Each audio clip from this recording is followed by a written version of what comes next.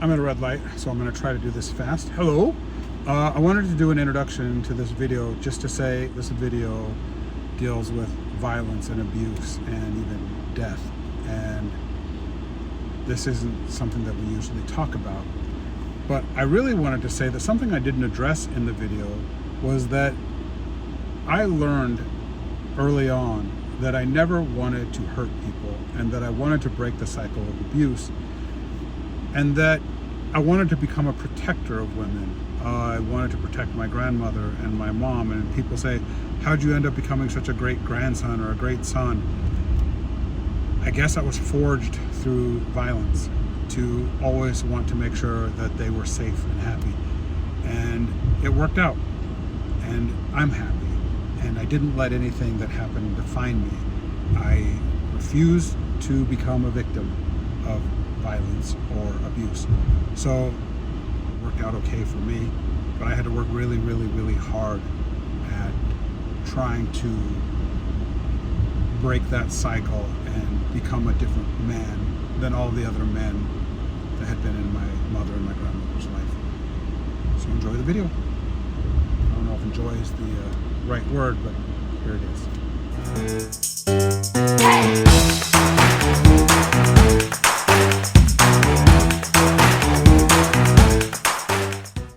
Hello. How do you do? You're so handsome, Giovanni. Well, Mom. You are so handsome. Well, thank you so much. Well, look at you, beautiful, a vision in bright, beautiful colors. Oh, go away. You look, go away. Okay, I'm going to Bora Bora again. No.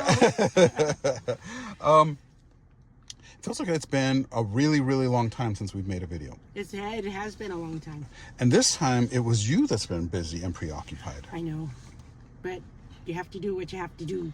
Yeah. So we're going to put a trigger warning. Yes. This video talks about domestic violence, abuse, death. Yes. So there's a lot of topics here that, this is going to be a heavier video. Yes. So you have been helping one of your friends, and you've been friends with this lady for a very, very long time. Very long time. And what's going on with her? Well, she's asking for my help for the second time. The first time, I told her to get a restraining order, get out of there, and I told her what to do then, so she knows what to do. Mm-hmm. But she said, I fell for it. I fell for it again. Fell for what? She said, I keep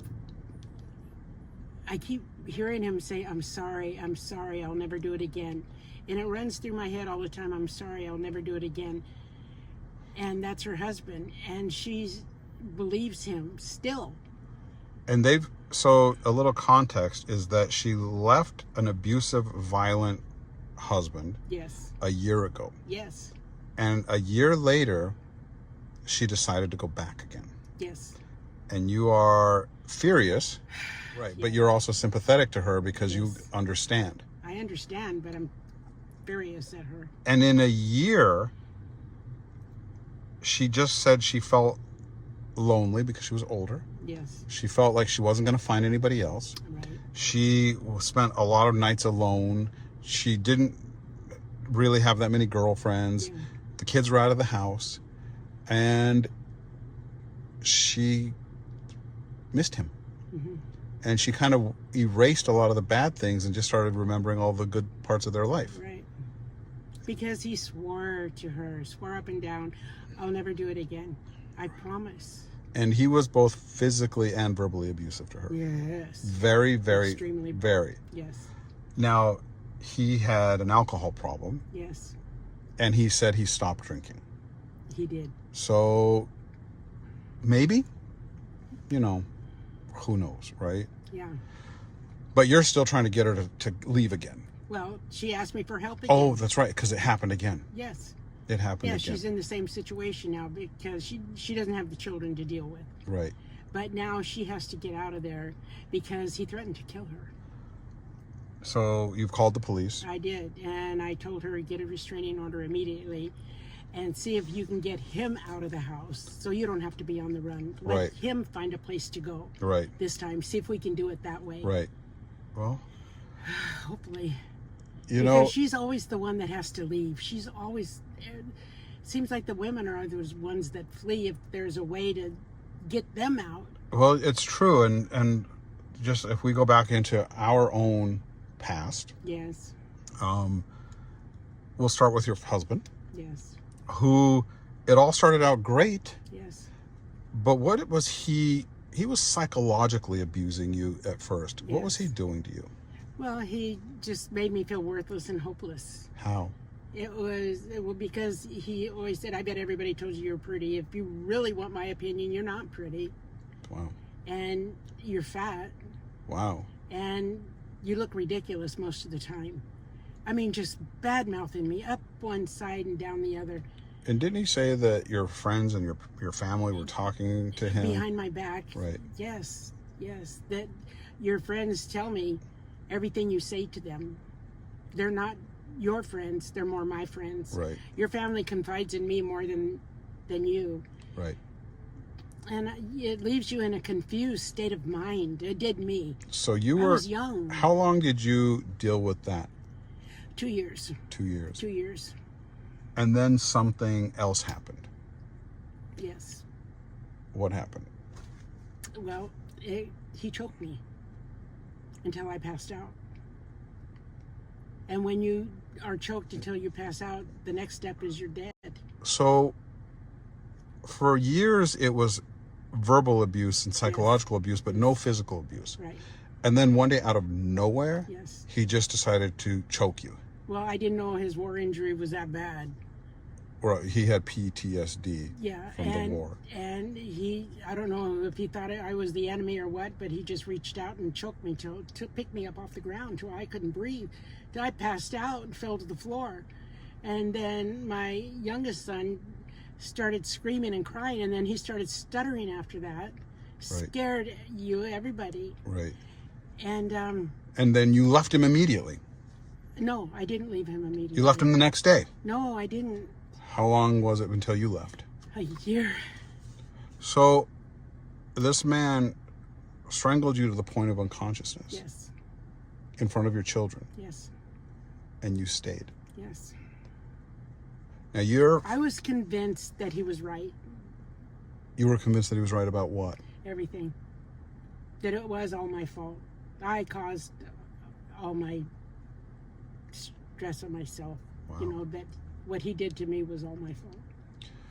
You know, you came from a background, your childhood of abuse with grandma and Yes. her father. And Very violent. Very, very violent. And she fled in the middle of the night, taking all 5 kids Yes. and just running for her life. Yes. Never looking back. Yes. Just really Yes. said, I'm out of here and I'm leaving.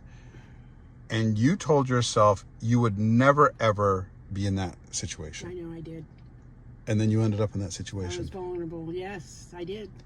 He beat them within an inch of their life.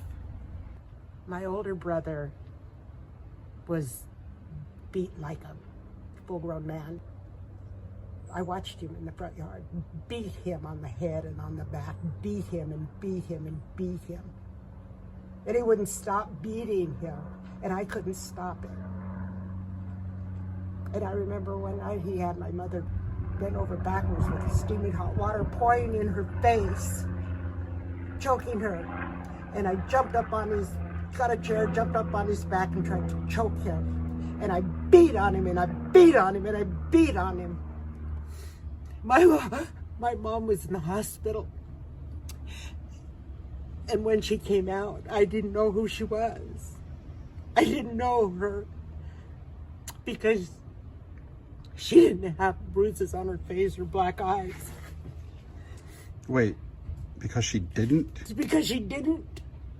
So she was always so bruised? She was always black and blue. And that when she wasn't black and blue, I didn't know who she was. God, Mom. I will not forgive him. And another thing that's interesting to me is that growing up, I watched you protect me and my brother literally like a bear. I watched you tackle people to the ground, Yes. male and female, Yes. and beat them when they tried to hurt us. Yes. I watched that with my own eyes. Yes. I did. And so somebody that has that conviction, that awareness of abuse and that strength, and to still become a victim. I know. To still become a victim is very interesting. It just seemed like it didn't matter if it was me, but you better not put your hands on my babies. How sad. How really, really sad. So you stayed with him another year after that. And then what made you finally leave? So I started thinking about it, and I thought, I'm not all those things. He's not right in the head. You know, he's trying to make me feel bad about myself and belittle me and think that I'm worthless, and I'm believing it. So I had to change that around. You filed for divorce and never looked back. That's right. I did file for divorce, and I did never look back. I'm really, really proud of you, because usually as the more time that goes on, when your abuser is gaslighting you and making you believe these things, the more it goes on, the more you believe it. Yes. And it's a very rare thing when you finally go, this is nonsense. I don't believe any of this. Yes. You know, so congratulations on that, because Oh, thank you. it's usually the other way It took around. too long, I think. Well, you survived it. I did. And then you jumped into another abusive relationship. I know. What is wrong with me? This time, I've got violent daddy syndrome. I don't know. This time the abuse was towards us. I know. And you didn't know. Yes. And now And I was so mad. I know. I was so livid and upset because neither one of you spoke up. So you had a relationship with a man that beat the crap out of my brother and I. Yes. And he was really an alcoholic. He had bottles hidden everywhere. Yes. And he did a really good job of hiding it. it. Because I didn't know. Right. He did a really good job of hiding it, but he would take his anger out. He would punch us in the stomach and punch us in the face and punch us in the mouth and kick us. And one time I think he grabbed our dog and started slamming it up against the side of the house. He was an insane monster, but the reason we didn't tell is because he said if we told, that he would kill you. Yes. And so we took it in silence. Yes. And we were terrified something would happen to you. And then the school called you and said, these kids are bruised and swollen, and you're doing nothing about it, and I didn't see it. Well, and we were telling you that we were just, we've been wrestling and we were fighting, and we weren't getting along. Me. Right. So we came up with all kinds of stories.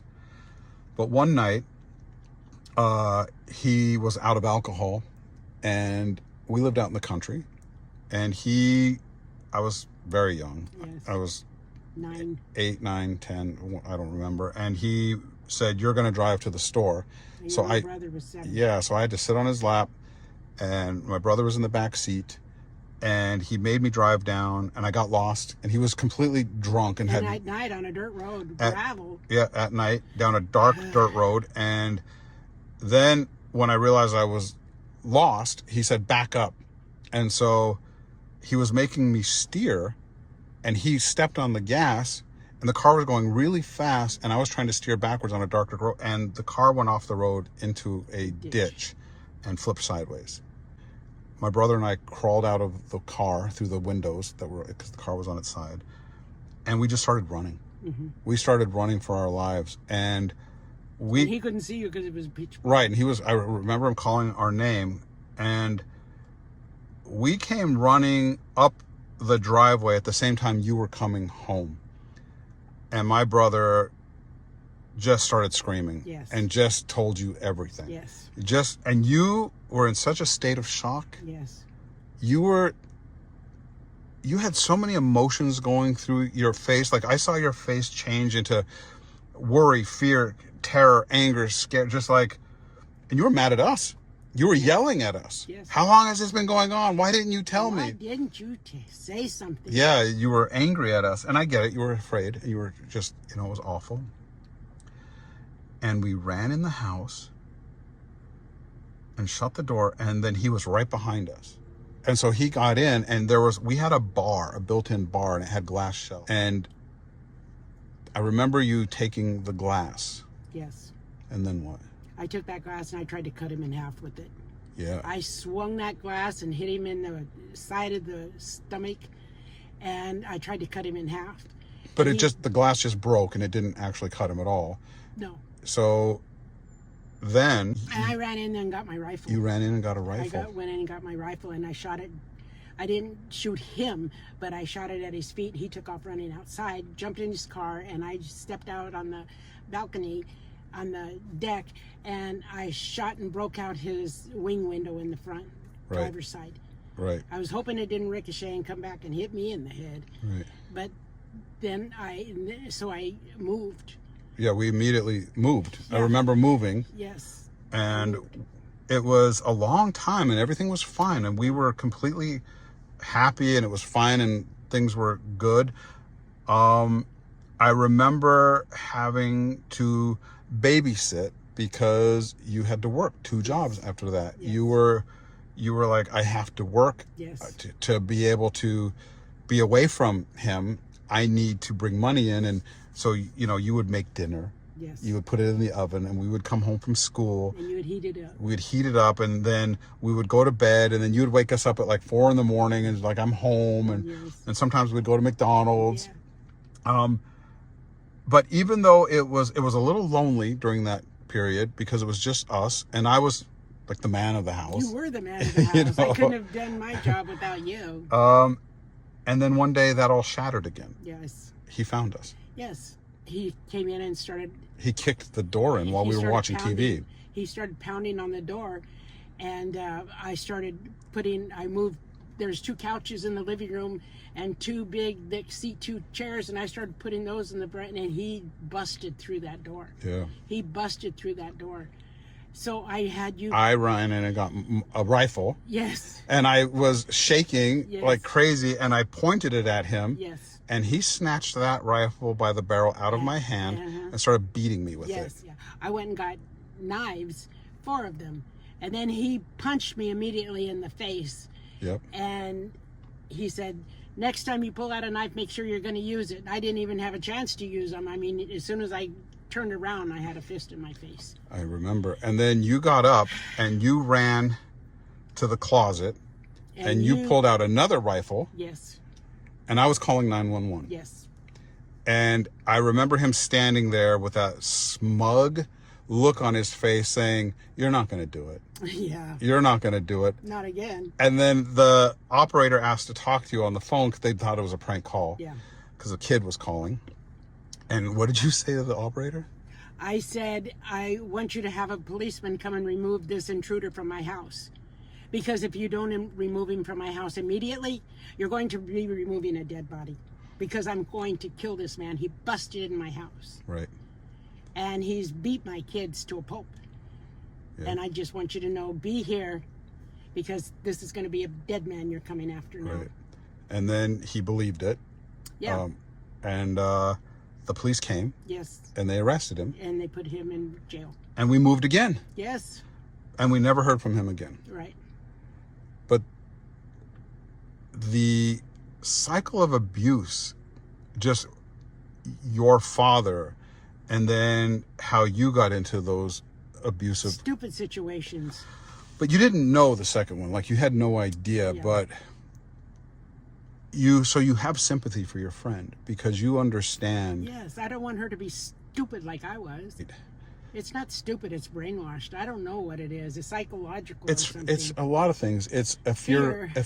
Yeah, it's fear of being alone. It's fear of, what will I do? It's like, it's this warped sense of love. Yeah. It's, I need to keep my family together. I don't want to be a failure. I don't want my friends to think I'm a failure. I got into a bad marriage. Or I don't want my family to think I got into a bad marriage. All those things. So there's so much that goes into it. And just because you're being abused doesn't mean you're a weak person. Well, I felt weak at the time. Right, and so do so many women. They feel helpless. They feel hopeless. They don't feel like there's any help. There's nowhere for them to go. There's nothing for them to do. If someone's feeling like, there's 2 scenarios, right? There is. There's flee for your life in the moment. Yes. And there's plan on leaving. Yes. And I prefer the plan on leaving. Okay. I've had to flee for my life so many times. And it had been so much better if we had planned. And when you're planning, what are some of the things you can do to plan?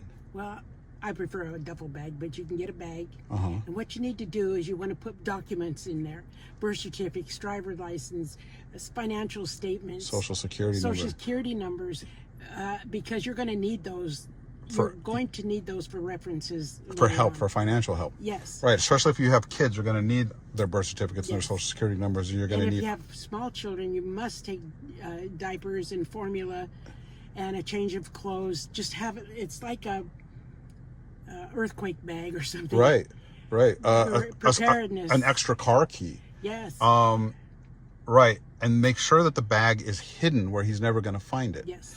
And another thing is, when you're leaving,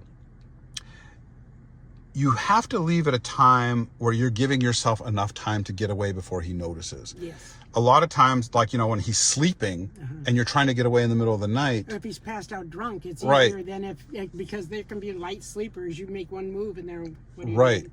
exactly. And so if they go to work in the morning, that's when you leave. If they leave and they're going with a friend, that's when you leave, where you have enough time to get away and get somewhere safe. Yes. And we're going to post some things in the description Yes. of numbers to call that can help women. Safe places. Right. See, we didn't have those back in the day. Right. Speaking of calling a safe place, write down a bunch of phone numbers of friends, family, some of these resource centers, because if your phone is broken or snatched, or Can't charge it. or he looks through it, Yeah. right? Yeah. You want to make sure that you have some phone numbers written down on a piece of paper Right. in your hidden bag. Yes. Now, what do you do if he controls all the money and you just don't have any money, and you're financially, if you leave, you don't have friends and you don't have family and you're on the street at this point? The first thing I recommend is go to the police. Get a restraining order. Right. Keep them away from you at all costs. Yeah. And then tell them you have no money, you're in bad shape, and they'll recommend you to a shelter Right. for abused women. Right.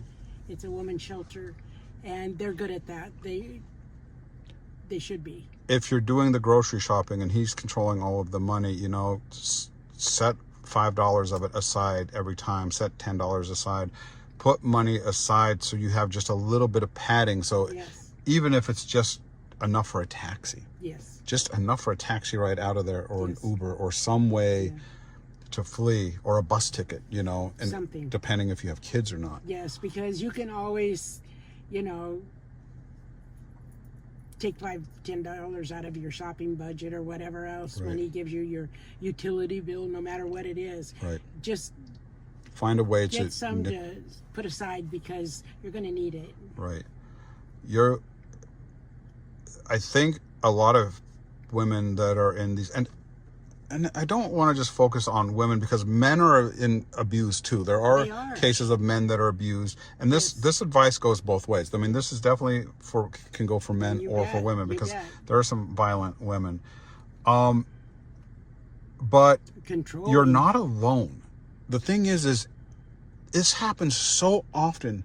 Doesn't it? It's sad. It is so sad, and women think that they're like, this is only me, and I'm ashamed, and I can't tell anybody, and this is like, what do I do? Yeah. You're not alone, No. and there's nothing to be ashamed of, and there is so much help, and there's no judgment. There's only help. Yes. There's only help, because what we told your friend is, it doesn't get better. It doesn't get better. She thought he would have changed after all that time. Right. They don't change. In my generation of cousins, I have a cousin, and she was surprising him with tickets to the Super Bowl. Yeah. And it was her birthday. And he killed her when she was getting out of the shower. He strangled her, and then he strangled their 1-year-old baby. Yes. He killed both of them. Yes. And your niece's mother, Yes. what happened to her? Well, my brother was married to her. They got a divorce, and she got a boyfriend. So I don't know all the details and everything, but in the end, he shot her in the face close up, and blew her head off in front of her children. daughters. And they were young. You know, they were like 6 and 7. If you see the red flags, if you see anything that isn't right, if you feel, I mean, you watch these shows and these women that have been abused or attempted murder or all these, there were always little signs like, pay attention to the signs. Yes. And immediately say, this doesn't work for me. Yeah. You stop it in its tracks. And in any instance that you are hit, in no matter what, Yes. if you are hit, no matter what, no matter how many apologies, no matter, get out. Yes. Get out. Don't say, oh, it'll be better tomorrow, No. or he was just drunk, he doesn't mean it. Right. I don't want to break up the family. Right. Oh, we have a beautiful home. Right. I don't want to leave it. So many excuses to take on abuse. Well, your friend is going to be safe again. You've really helped her find another safe place. How long will this one last? And hopefully there are a lot of reasons why women go back. Yes. And I mean, he's not just occasional abusive. He's broken her bones. He's broken her nose and both eye sockets. Yeah. He's broken her jaw. He's beat her. Right. And she still goes back. And she still goes back. And it's easy to say she's an idiot from the outside because you feel like you're an idiot. What's wrong with you? She is in fear. But there are so many reasons. And I think one of the really important things when a woman leaves is counseling and therapy. Like these places that you go to, take the therapy, take the counseling, build up the self-esteem, and remember who you used to be before this man came into your life, before this abuser or a woman came into your life. You are a special person. You are a valid person. You are important. You know, this doesn't only happen by a husband. It can be a boyfriend, a mother, a father. Right. That's right. It doesn't have to be a husband or a boyfriend. It can be anybody. Yes. Anybody that's abusing you. Yes. Well, sorry this video was so heavy. I know. Very, very heavy. My friend is... But it's a message that you felt like we really needed to talk about. Yes. Yes. All right. I think it's a big problem out there. And it's hidden. Right. Nobody wants to talk about it. Right. The lady that shows up with the black eye that ran into the door. How many times are you going to run into that door? You know? So, well, next video will be happy. Well, I hope so. Okay. It was good to be talking to all of you again, though. It's been a long time. We sure miss reaching out to you. Yes. Check the description. We're going to put a lot of resources into the description. Yes. And if you or anybody you know needs help, call these numbers. And if you know somebody that needs help, be there for them. Be there for them. Or give them these resources. Oh, and another thing, tell your friends if you plan on leaving, not to tell on you. If he asks, where are you? Don't say. Yeah, you had a family member that told him where you were. Yes. You know, like you have to. Yeah. Yes. It's really crazy. That's important. Yeah, very important. All right, sending you all love. All of you love. Bye-bye. Bye.